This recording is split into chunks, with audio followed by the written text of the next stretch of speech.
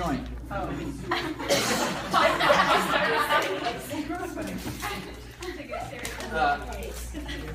There's debate on that, but we're still going to learn these. So let's do what's called the Laslette cluster. It's a cluster of 4 tests that help you. It's almost like a clinical prediction rule for the SI joint to determine if there's pain there or irritation or whatever. So I need a volunteer. Anyone? Okay. Nice. Okay. So go ahead and lay it onto your back.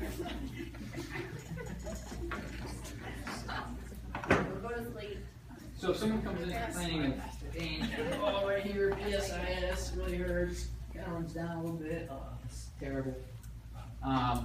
Then you can do, kind of help differentially diagnose by doing this cluster, determining whether it's SI joint or something else. And the straight leg raise test helps you do that too. So say you go through that whole straight leg raise test, and they're positive with the bilateral straight leg raise test below 70, and then it goes away kind of when you get up here, and then like that painful arc. So you might have something going on here. So the first test here is called the distraction test. It's part 1 of Laslette's 4-test cluster. Distraction test is we're going to find the ASIS, or the iliac crest here, and you're literally going to push them apart. And if you think what's happening, if there's a stable sacrum right here with 2 ilium coming off the side, and you push them apart, that sacroiliac joint's getting torsioned like this, then you're going to cause some tension and some pain there. Hopefully, what you're trying to elicit, see if you can reproduce our symptoms. So scoot towards me just a little bit more. The way it's really taught is that you cross your arms like this, because I think this is a little less threatening to the patient than coming into his pelvis like this. Yeah, see that trick. So you cross your arms, you butt your hand up to his iliac crest, kind of, I'm not on top of it, I'm kind of hooked inside of it, right? So I can get this force out, and then you take the other hand, cross, and all you're going to do is provide some force out like this, okay?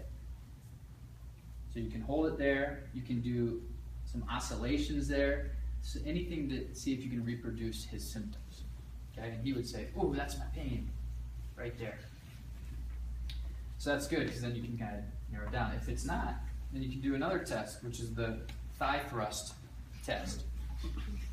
Good luck, So you go to his affected side. You go to his affected side. You flex his knee up. You take, so he's in about 90 degrees of hip flexion and full knee flexion. You're going to adduct him slightly. Okay. If he has any hip pathologies, he might get some impingement here, so you got to be careful because he's flexing and kind of this adduction internal rotation position. So you're going to place your hand, and what I like to do is place my hand kind of right where that femoral acetabular joint is on the posterior side. Because what I'm trying to feel is a little bit of this femur getting pushed down its long axis into my hand. So you're going to kind of come up in this position, push through his knee, and then push down here. And that's the thigh thrust test. What that does, right, if we lock out that ilium, because we have the hip flexed and adducted, we're pushing that femur back, and with all the strong ligaments that are attaching to the femoral acetabular joint, kind of shears that SI joint back so we can get some shearing that way.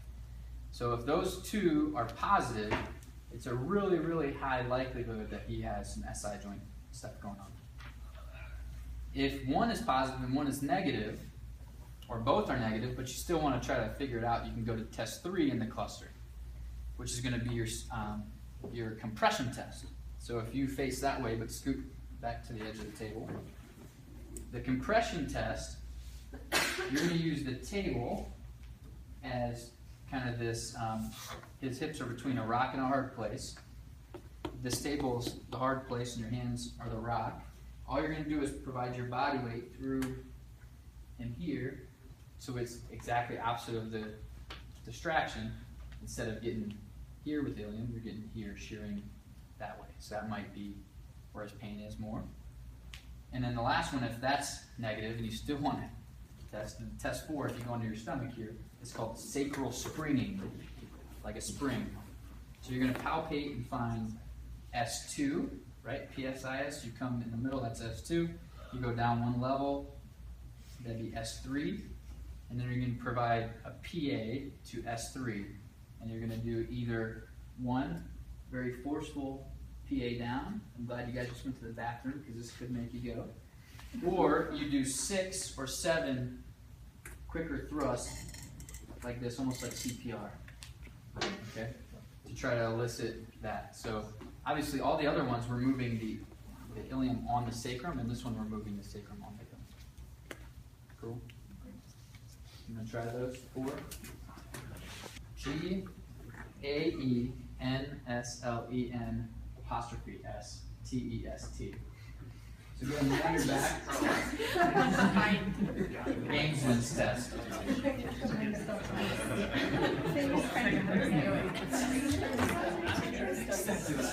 Whatever their affected side is, their painful side will be coming towards the table as far off the edge as you can. And what we're actually going to do eventually is let this person's leg fall off the edge of the table, because we want to take them into some hip extension, which will then kind of, if this is the pelvis, will tilt that left side or that painful side forward, creating some shearing on the SI joint over here. But we first want to lock out their other side so that they don't get full pelvic tilt. So what you're going to have your patient do is you're going to flex them up and tell them to hold on to their knee right here. And you're going to tell them to keep their knee here. You don't have to pull to their chest, but just enough where they get all this posteriorly tilted and locked out. You're going to keep one hand there as you drop the leg off the table. And you want to make sure that their thigh isn't limiting them into hip extension. So for her, I would want her to scoot a little more close to me so her leg could fall off the table a little more. Your job as a PT is to make sure they don't roll off, right? So maybe you put a leg here so that you can stabilize them a little bit, like that. You drop the leg, and then you can provide a little pressure down into hip extension, and they should get that reproduce symptom in the back, like that SI joint kind of distribution. Does that one make sense too? What other test is this? That's so funny. All right, try practice that one, and then practice